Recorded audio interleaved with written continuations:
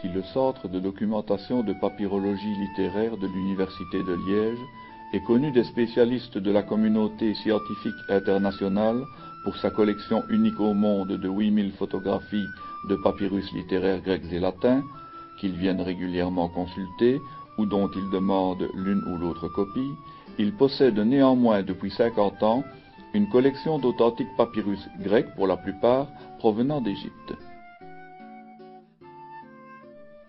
À côté de quelques répliques de tablettes et de stylets antiques et de papyrus de fabrication moderne, voici du papyrus fabriqué aujourd'hui au Caire par l'Institut du regretté Dr Agab, du papyrus fabriqué actuellement à Syracuse et des feuilles de papyrus vendues au British Museum de Londres. La petite collection de papyrus du Cédopale permet aux visiteurs, qu'ils soient étudiants, écoliers, chercheurs ou simples amateurs, d'avoir un contact direct avec des textes écrits il y a 2000 ans pour les plus anciens et 14 siècles pour les plus récents.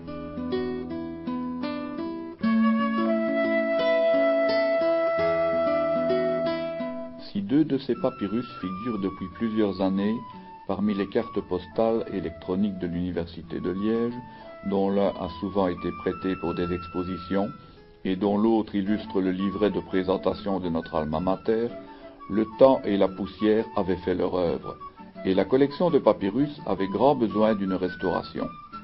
Suite aux déménagements successifs, des cadres s'étaient brisés, avec migration de leur contenu vers les bords. Des papyrus s'étaient encrassés, en sorte qu'il était pratiquement devenu impossible de les déchiffrer. D'autres, extrêmement fragiles, commençaient à se déchirer. Les papyrus du Cédopale ont été achetés au Caire par le professeur Paul Mertens il y a 50 ans.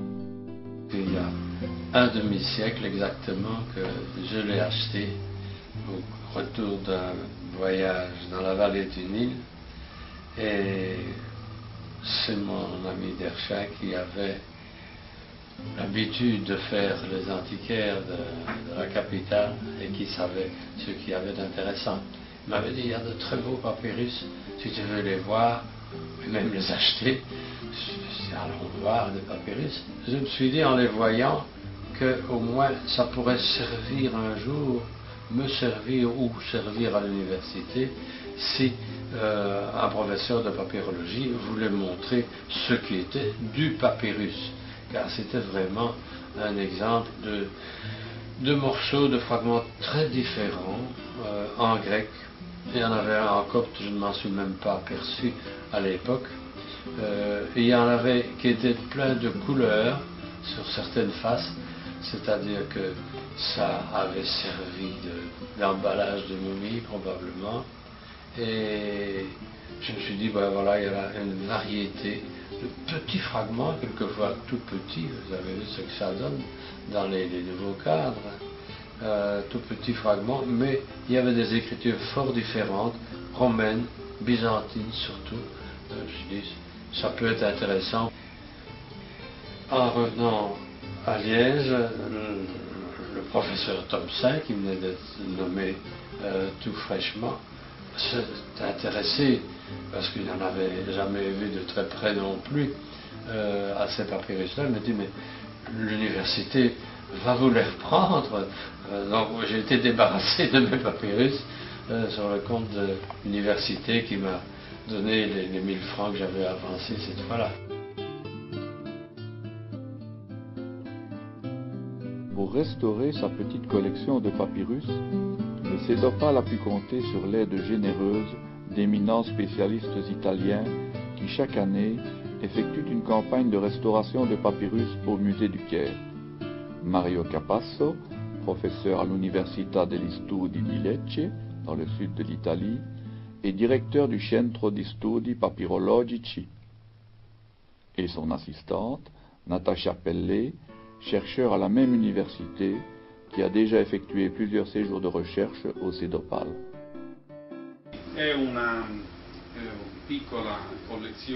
C'est une petite collection de papyrus, petite mais importante.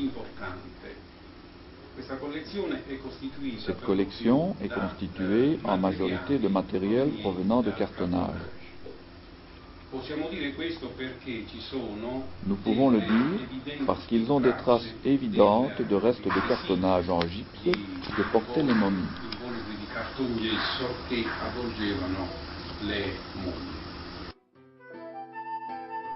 Le professeur Capasso et Natacha ont apporté leur équipement de Lecce, loupe, pinceaux de taille et de modèles divers, pinces, scalpel de dentiste, brosses à dents, règles, papier fort, papier collant invisible, eau déminéralisée, mouchoirs en papier et appareils photographiques perfectionnés.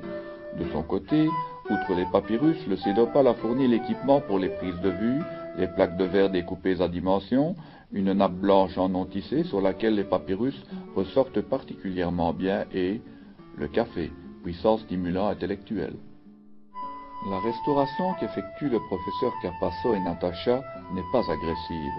Elle consiste d'abord à débarrasser les papyrus du sable égyptien, des poussières et des anciens papiers collants de soutien qui ont mal vieilli, à consolider l'ensemble, s'il y a lieu, au moyen de minuscules languettes de papier collant invisibles fixées là où il n'y a pas d'écriture, et à replacer le tout dans un nouveau cadre formé de 2 plaques de verre.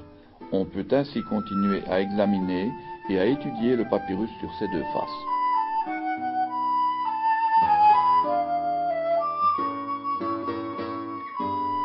Composée surtout de papyrus grecs, la collection liégeoise compte cependant un texte copte. À ce jour, c'est le seul qui ait été édité par Paul Mertens en 1957 dans le bulletin de l'Association des classiques de l'Université de Liège. Le papyrus, qui mesure 10 cm de long sur 5 cm de haut, porte sur une face 3 lignes d'écriture. Selon toute apparence, il s'agit de contes de ferme. Le papyrus est de teinte plutôt sombre et très fragile. D'anciens morceaux de papier collant, utilisés lors d'une restauration antérieure, sont ôtés à la pince et au scalpel.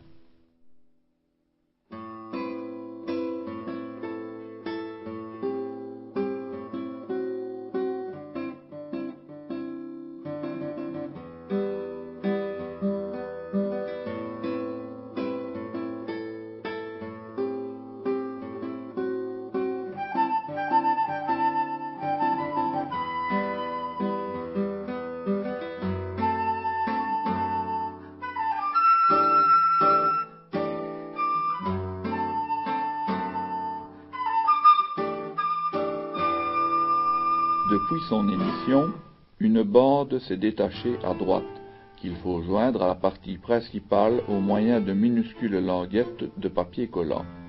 Des poussières se sont accumulées sur la surface. Mario Capasso et Natacha les éliminent très délicatement à l'aide de pinceaux. L'opération est répétée plusieurs fois sur les 2 faces. La quantité de poussière ainsi enlevée est impressionnante. Au terme de ce nettoyage, l'écriture est beaucoup plus lisible et des conjectures avancées lors du déchiffrement il y a 50 ans peuvent être vérifiées. Le papyrus garde la trace de 5 pliures verticales. Les plis sont soigneusement mesurés par Natacha. Comme le remarque Paul Mertens dans son édition, le papyrus a été replié sur lui-même vers l'intérieur en commençant par l'extrémité droite des lignes, en bande verticale dont la largeur va s'accentuant de façon régulière. Ce traitement ne fait pas de doute pour qui examine le côté sans écriture. On y constate une teinte plus grisâtre pour les 2 dernières bandes, qui constituaient donc les 2 faces externes du document. On comprend ainsi pourquoi la marge gauche a souffert plus que la droite. D'après le regretté Walter Thiel, ce document copte pourrait dater du 7e siècle.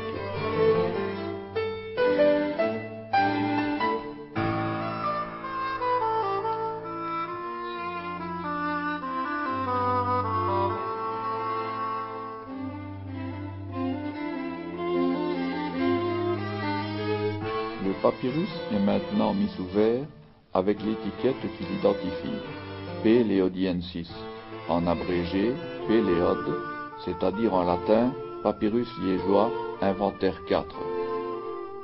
À chaque étape de la restauration, le professeur Capasso a pris de nombreuses photos, qui seront autant de témoignages précieux pour ses élèves et pour nous, qui préparons l'édition de ces textes en collaboration avec l'équipe de Lecce.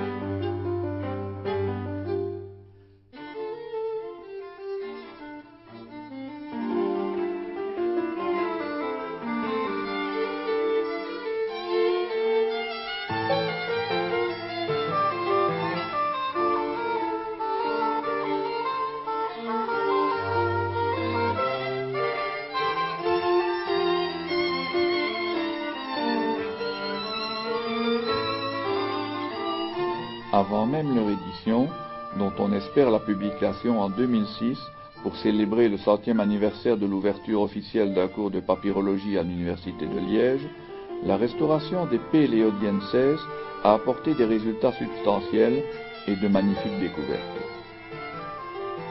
De 10 entités au départ, les papyrus sont passés à un nombre de 20, grâce à l'individualisation de certains fragments et au regroupement de certains autres par l'équipe italienne, qui possède dans ce domaine une longue expérience.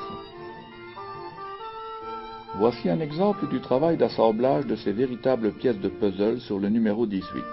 Après nettoyage de la surface, on y a découvert, en plus d'un texte grec, de l'écriture démotique, qui est une cursive égyptienne.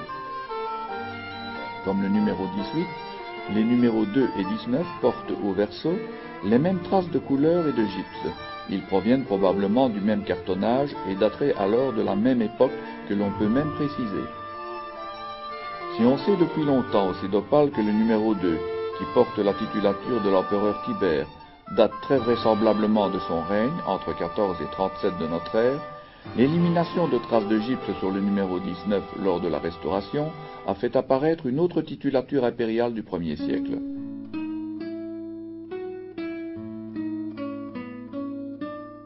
On a pu également observer des accidents survenus lors de la fabrication du papyrus, comme au dos du numéro 3, document d'époque byzantine, le défaut d'une portion de la deuxième couche de fibre. Et au dos du numéro 17, la présence d'une bande de renforcement collée recto contre verso dès l'Antiquité pour consolider une partie fragile du papyrus.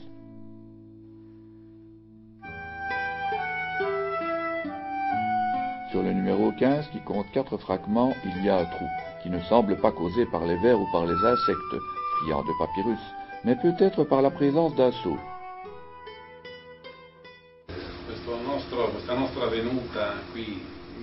Notre venue ici, à moi et à mon élève Natacha, est un acte d'amour envers la papyrologie et un acte de gratitude envers le Cédopale, qui travaille pour la papyrologie littéraire d'une manière excellente et dont nous bénéficions de la précieuse collaboration. Nous sommes convaincus que notre venue à Liège et cette restauration ne pourront que renforcer la collaboration entre le Cédopale et le Centro di Studi Papyrologici de l'Université de Lecce sous le signe de l'Amicitia Papyrologorum. Nel segno dell'amicizia papyrologorum.